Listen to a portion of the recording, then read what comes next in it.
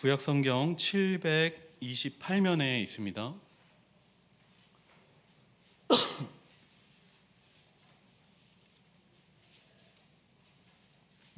느헤미야 2장 11절부터 20절까지입니다. 구약성경 728면입니다. 한 목소리로 읽겠습니다. 내가 예루살렘에 이르러 머무른 지 사흘 만에 내 하나님께서 예루살렘을 위해 무엇을 할 것인지 내 마음에 주신 것을 내가 아무에게도 말하지 아니하고 밤에 일어난 몇몇 사람과 함께 나갈세. 내가 찬 짐승 외에는 다른 짐승이 없더라. 그 밤에 골짜기 문으로 나가서 용정으로 분문에 이르는 동안에 보니 예루살렘 성벽이 다 무너졌고 성문은 불탔더라. 앞으로 나아가 샘문과 왕의 못에 이르러서는 탄 짐승이 지나갈 곳이 없는지라.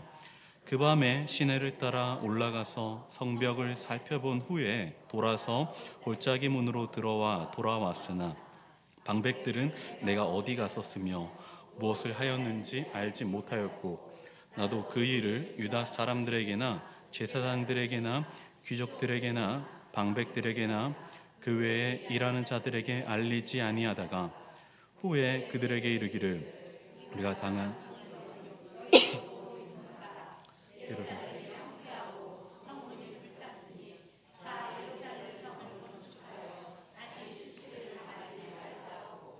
또 그들에게 하나님의 선한 손이 나를 도우신 일과 왕이 내게 이른 말씀을 전하였다.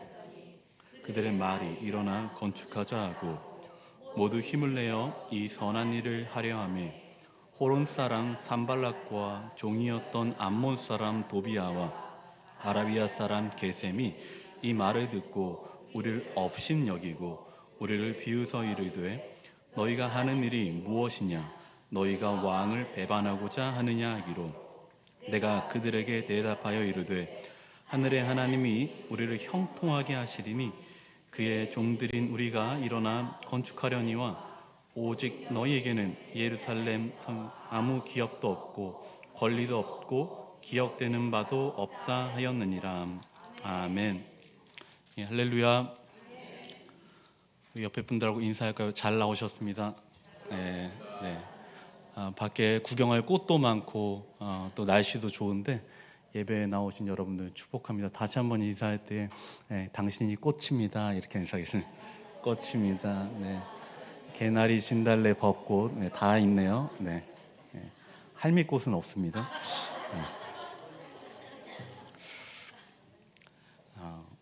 느헤미야서를 계속해서 보고 있는데요. 느헤미야는 아닥사스다 왕에게 그 고향으로 갈 것을 파송받고 모든 성벽 재건을 위한 재료들을 싣고 예루살렘에 도착했습니다. 예. 그리고 3일 동안 느헤미야는 그곳에서 쉬게 됩니다. 1300km가 넘는 아주 먼 거리였습니다. 긴 여정을 한 터라서 굉장히 긴장되고 피곤한 몸을 쉬기 위해서 3일 동안 쉰다라는 것은 어쩌면 매우 당연한 일일 것입니다.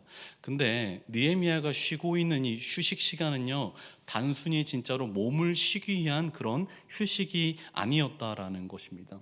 이것은 이 쉼은요, 또다시 하나님께 기도하면서 성벽 재건을 위해서 계획을 하나하나 세워나가고 점검해 나가는 시간을 느헤미야는 가진 것이죠. 3일의 시간이 흘렀습니다. 밤에 몰래 나온 몇몇의 수행원들만 데리고 느헤미야는 암행순찰을 떠나게 됩니다. 예루살렘 성벽이 얼마나 무너졌는지 그 상태가 어떤지 한번 살펴볼 요량이었습니다. 옆에는 아닥사스다의 친위대가 있다고 말씀드렸죠. 그의 군대가 함께 했다라는 거 보니까 얼마나 그 밤에 나가는 것도 무섭지 않았을까요? 왕의 친위대가 있다라는 것은 굉장한 느헤미야를 떨지 않게 하는, 굉장히 자신 있게 하는 큰 요소였을 것입니다. 예루살렘에 왔을 때 느헤미야는 마치 점령군처럼 떠들썩하게 이벤트를 할 수 있었을 겁니다. 그 군대를 갖고 거기에 포진해 있는 그 이스라엘 사람들을 공격하고 그들을 괴롭히던 모든 사람들을 다 내어쫓고 그들을 군사적으로 밀어낼 수 있었겠죠. 내가 성벽을 재건할 테니까 너희들이 다 빠져라 하고 그 사람들을 몰아낼 수 있었습니다. 하지만 느헤미야는 그렇게 일을 진행하지 않고 은밀하게 진행을 합니다. 이유는 곧 그 성벽 재건을 반대하는 대적자들이 있었기 때문에 그렇습니다. 재건을 방해하려고 하는 자들은 그 모든 그 시작부터 느헤미야의 모든 것들을 다 막는 데에 초집중을 했었거든요. 우린 여기서 한 가지 기억해야 될 것이 있습니다. 하나님이 돕고 있는 지금 느헤미야의 일, 전혀 갈 수 없었던 그 페르시아 땅에서 예루살렘에 온 것조차도 기적이고, 느헤미야가 사실은 포로의 신분에서 왕의 술관원이 됐다라는 것도 놀라운 기적이지만은 하나님이 돕고 있고 마땅히 해야 할 일이며 또 그 일이 불법적이지 않은 합당한 일을 할지라도 방해되는 것들이 늘 있다라는 것입니다. 모든 일에는 다 방해가 있다라는 거예요.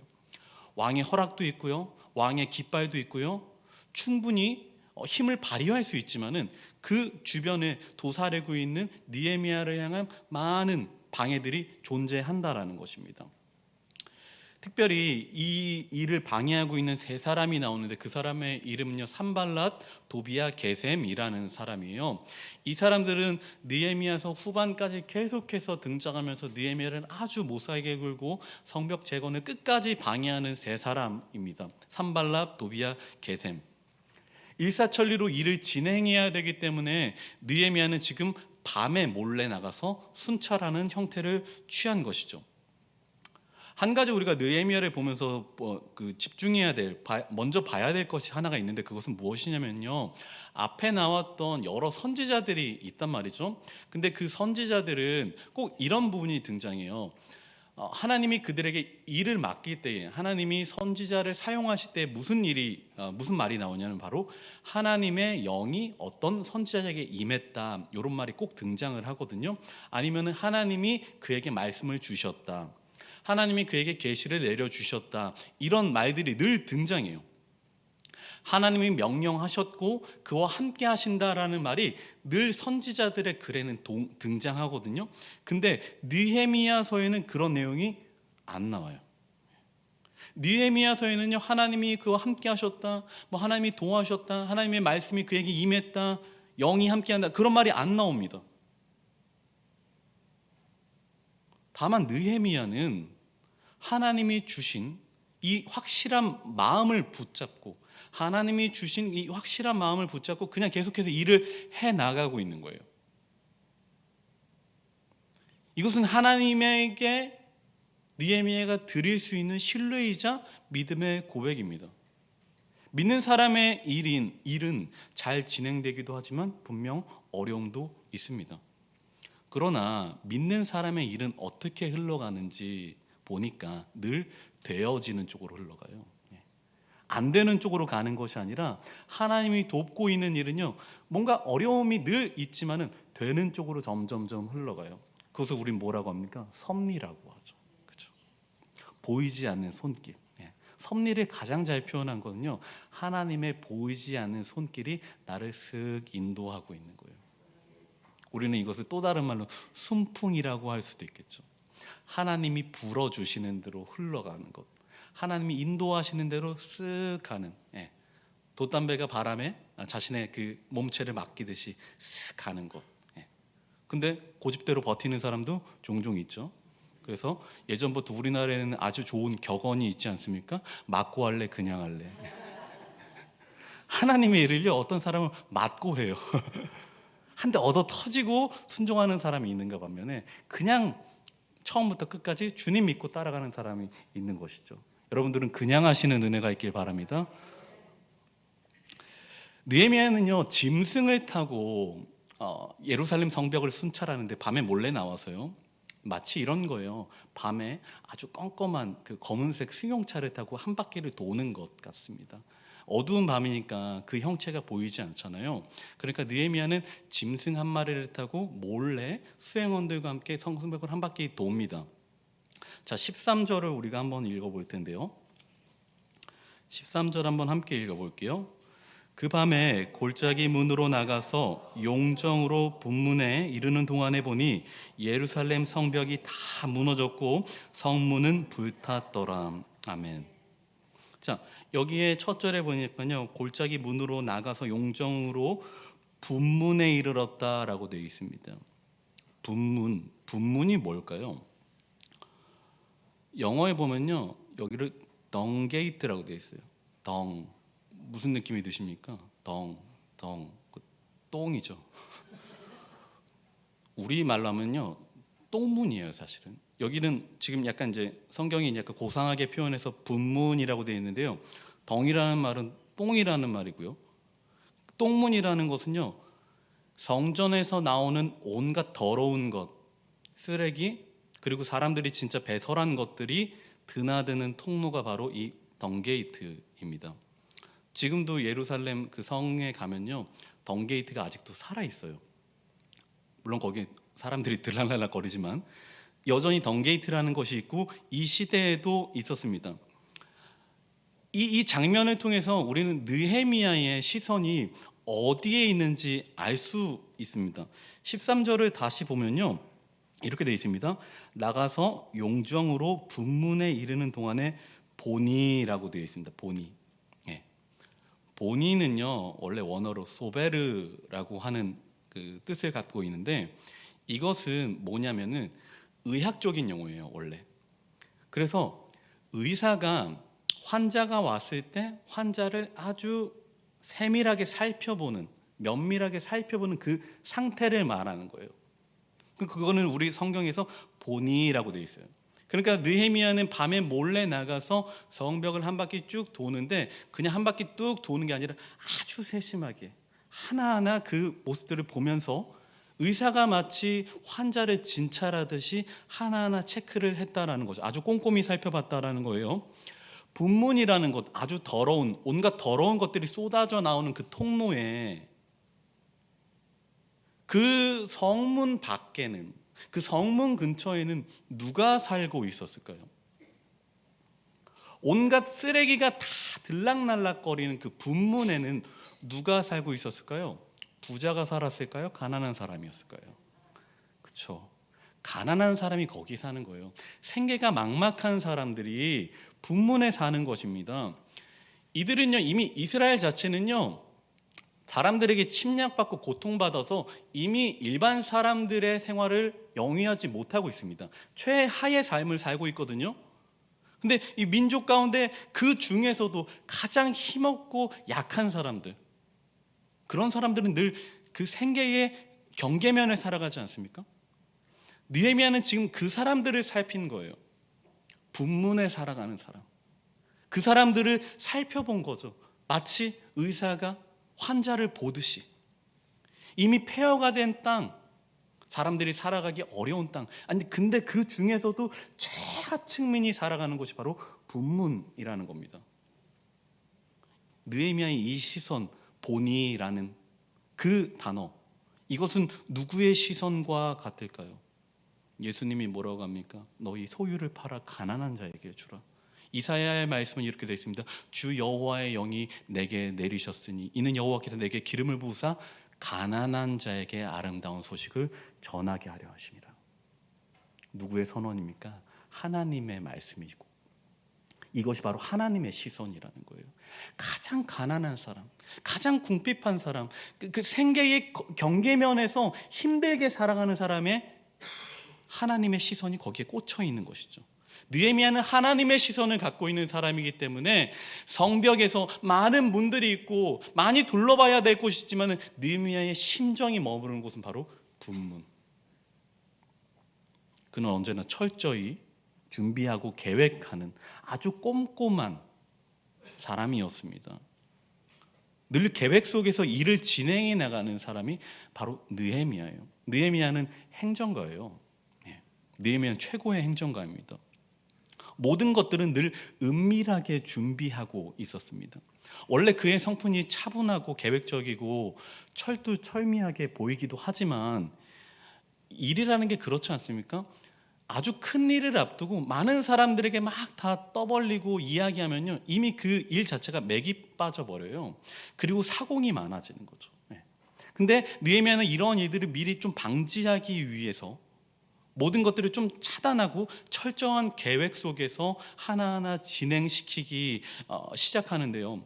여러분들, 일을 처리함에 있어서 가장 좋은 방법이 뭔지 아십니까? 일을 최고로 제일 해결할 수 있는 방법, 그것은요 바로 전문가에게 맡겨버리면 돼요. 전문가에게 맡기면 됩니다. 일이 안 되거나 지체되는 이유는요, 전문가가 아닌 사람이 자꾸 간섭하기 때문에 그래요. 전문가에게 맡기면 일은 그냥 쭉 흘러가게 되어 있습니다. 근데 전문가가 아닌 사람이 자꾸 와서 하나하나 말을 보태면 일은 점점 느려지게 되어 있죠. 어떤 사람이 와서 야, 내가 너를 도와주는 것과 너는 내 말을 들어라고 이런 식으로 자기를 뭔가 표시하고 싶어하는 사람들 때문에 자꾸 일의 방향과 속도를 상실하게 되는 일들이 많이 있지 않습니까?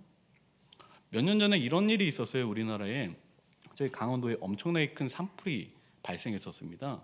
강원도에 산불 나는 거는 보통의 일이지만 아주 큰 산불이 일어나고 전국에서 그 소방차가 올라갔던 그 뉴스를 여러분들 기억하시죠? 네.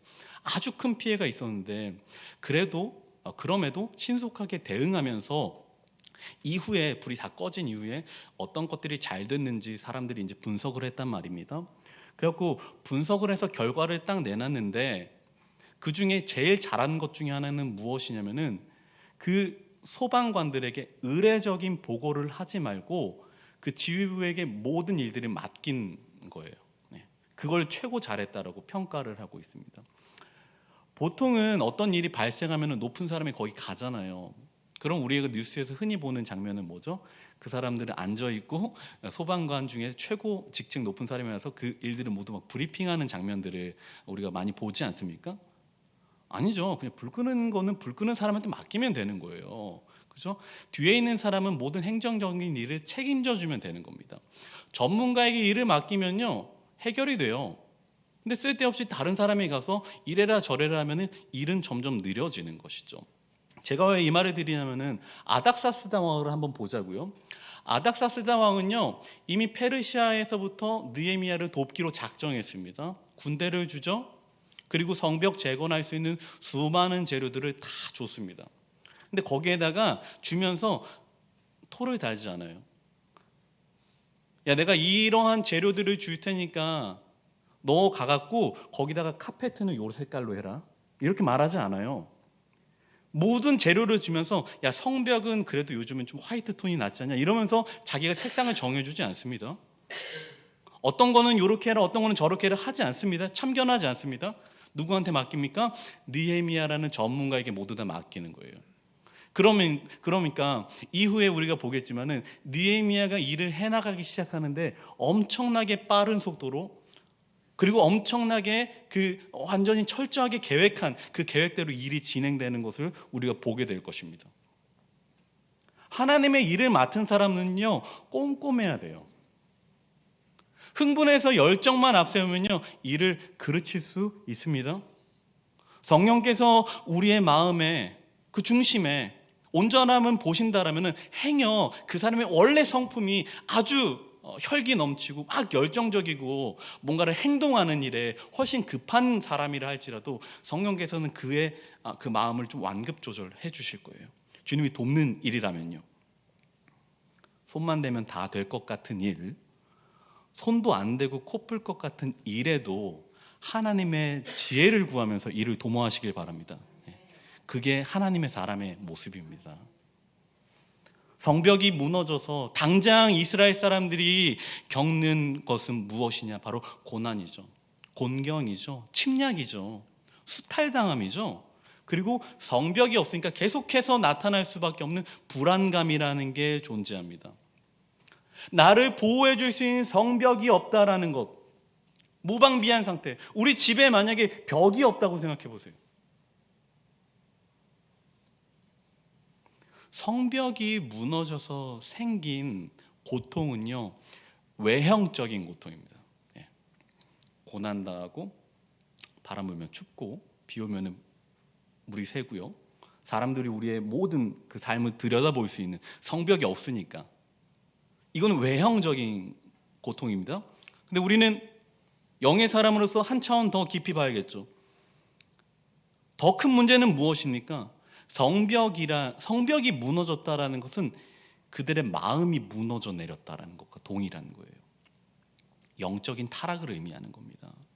성벽이 왜 무너졌습니까? 이방인의 침략으로 무너진 거죠. 왜 무너졌죠? 하나님 말씀을 듣고 따르지 않았기 때문에 하나님이 거기까지 허용하신 거예요. 이방인들에서 계속해서 침략당하지 않습니까? 경계가 사라지게 되는 것이죠.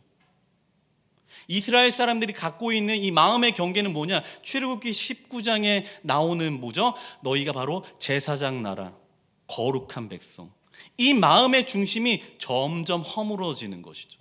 성벽이 무너진 것처럼 마음의 중심도 허물어져서 내가 과연 제사장 나라인가라고 긴가민가 하게 되고, 내가 거룩한 백성인가에 대해서 의구심을 갖게 되고, 그렇다면 매일같이 자신을 공격해오는, 매일같이 뭔가 모아놓으면 뭔가를 수탈해가는 그 이방인들에게서 나를 지키는 방법은 무엇입니까? 그들과 연합하는 방법밖에 없는 거예요. 그들에게 머리를 조아리는 방법밖에 남지 않는 것입니다. 그게 바로 성벽의 무너짐이에요. 그게 바로 마음의 무너짐입니다. 하나님을 신뢰하지 못하는 상태, 그게 성벽의 무너짐과 동일하게 나타나는 것이죠. 우리 12절을 한번 다시 읽어보겠습니다. 12절이요. 내 하나님께서 예루살렘을 위해 무엇을 할 것인지 내 마음에 주신 것을 내가 아무에게도 말하지 아니하고 밤에 일어나 몇몇 사람과 함께 나갈새 내가 탄 짐승 외에는 다른 짐승이 없더라. 아멘. 자, 여기 12절에 보면요, 되게 재밌는 표현 하나 나와요. 두 번째 줄 정도에 보면요, 내 마음에 주신 것, 이런 표현이 하나 나옵니다. 느헤미야의 마음에 하나님이 주신 것. 하나님이 느헤미야에게 뭘 줬을까요? 저도 몰라요. 성경에 안 나와 있으니까 모르죠. 자, 근데 우리는 이거를 이렇게 설명할 수 있습니다. 우리가 다 설명할 수 없는 나와 하나님과의 비밀 이야기. 내 마음에 주신 것이라는 건요, 내가 다 말로 표현할 수 없는, 또 누군가에게 다 얘기할 수 없는 나와 하나님만의 어떤 특별한 이야기. 느헤미야가 하나님께 받은 아무에게도 그리고 말하지 않은 그 은밀함이라는 것은요, 느헤미야가 원래 갖고 있었던 꼼꼼함이기도 하고요, 그의 계획적인 성품이기도 하고요, 그의 원래 차분한 성격이기도 하고요, 그의 태도이기도 하죠. 근데 무엇보다 중요한 것은 하나님과 나와의 아주 깊고 친밀한 교제 속에서 나오는 소통이에요. 이게 아주 중요합니다. 이 관계는요, 누구도 깰 수 없어요. 그리고 이 일은요, 누구도 할 수 없습니다. 지금 패배의식에 쌓여있는 이스라엘 백성들 중에서 성벽을 재건할 수 있는 사람이 있을까요? 갑자기 외부에서 누군가 와서 그 성벽을 재건한다고 했을 때, 그럼 재료는 어디 있습니까? 없죠. 누구만 할 수 있을까요? 느헤미야만 가능한 거예요. 느헤미야만 할 수 있는 성벽 재건, 그만이 할 수 있는 계획력, 느헤미야만 할 수 있는 행정력, 그것은 어디서 나오는 것입니까? 하나님과의 놀라운 그 친밀감 속에서 나오는 거죠.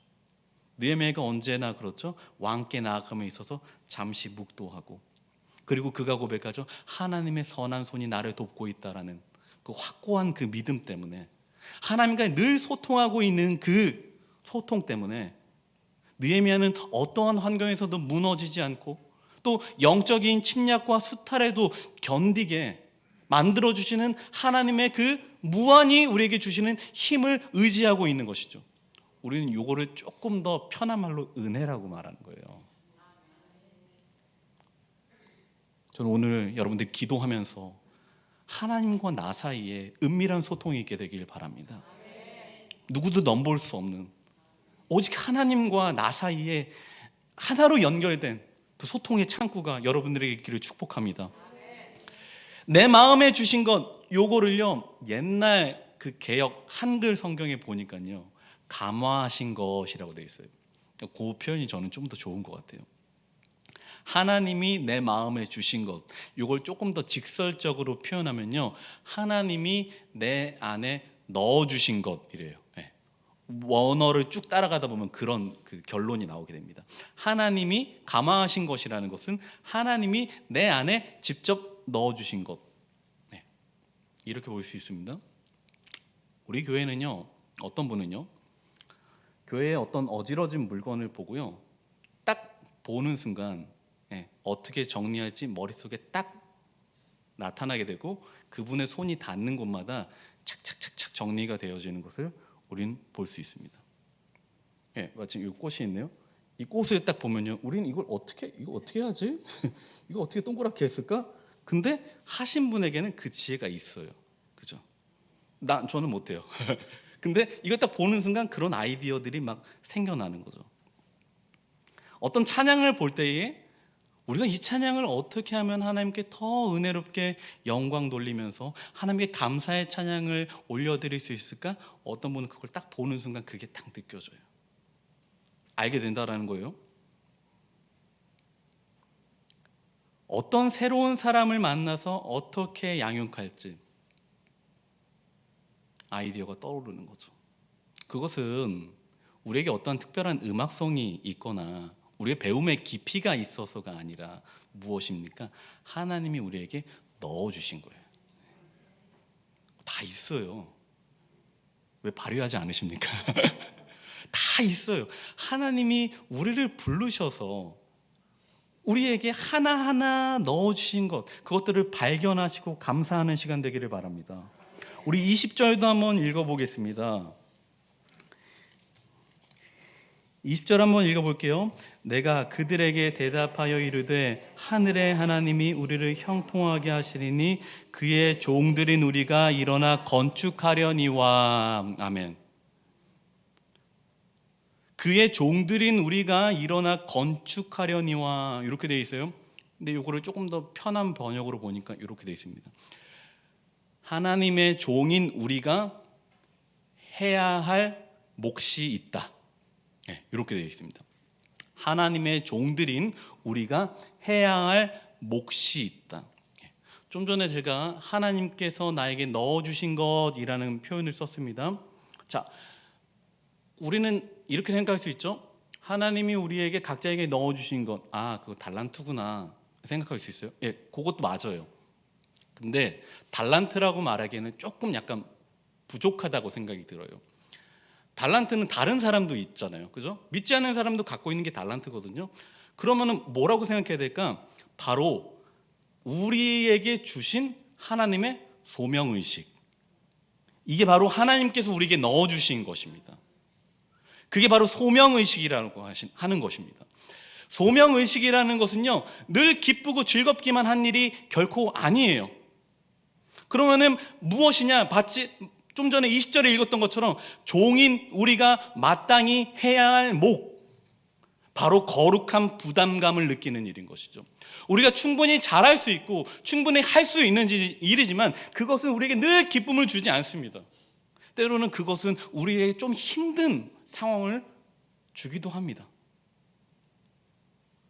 하지만 믿는 우리는 그것을 어떻게 받아들여야 될까요? 소명의식으로 받아들이는 거예요. 하나님께서 우리에게 넣어주셨으니까 나는 그 일을 행하지만은 나에게 그 일을 행함에 있어서 어려움이 있거나 오히려 그 일 때문에 힘든 일이 있을 때 우리는 무엇을 해야 하느냐? 바로 종인 우리가 마땅히 주님께 해야 될 몫이라고 여기는 것입니다. 거룩한 부담감. 하나님이 부르신 사람들은 모두 하나님께서 사용하려고 부른 것이죠.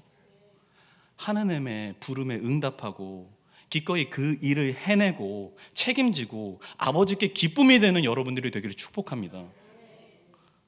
하나님이 우리를 그냥 부르신 게 아니라 주의 일을 맡겨주시려고 불렀어요. 그리고 그 일을 통하여서 뭔가 하나 되는 일을 행하시기 위해서 우리를 교회 공동체로 불러주셨단 말이죠.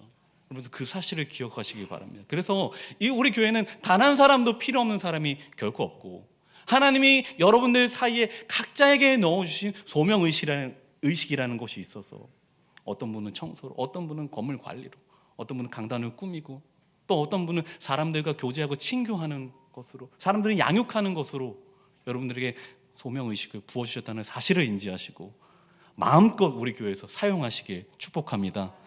우리 하나님께 찬양을 올려드릴 텐데요, 하나님의 부르심에는